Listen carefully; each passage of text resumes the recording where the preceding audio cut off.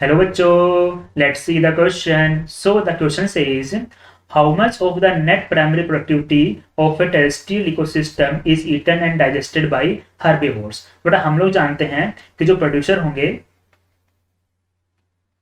Producers, बेटा producer का काम क्या होगा? फूड को प्रिपेयर करना। और बेटा प्रोड्यूसर लेवल पे क्या होगी? एनपीपी परसेंट रहेगी, यानी कि नेट प्राइमरी प्रोडक्टिविटी परसेंट रहेगी, जो कि इक्वल होगी किसके? जीपीपी माइनस आर के। ग्रोस प्राइमरी प्रोडक्टिविटी में से रेस्पिरेशन को माइनस करेंगे बेटा, तो हमारे पास में क्या आएगी? एनपीपी परसेंट रहेगी। अब बेटा हम लोग जानते हैं कि जो प्रोड्यूसर होंगे उसको कौन खाएगा? They will consumed by primary consumer, primary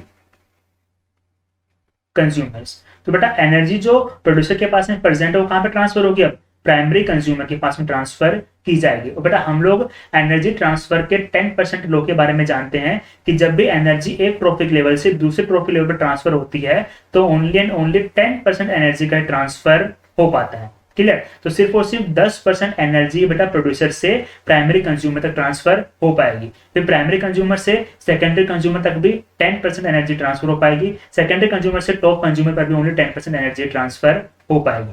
That's why our correct answer will be option B. Best of luck.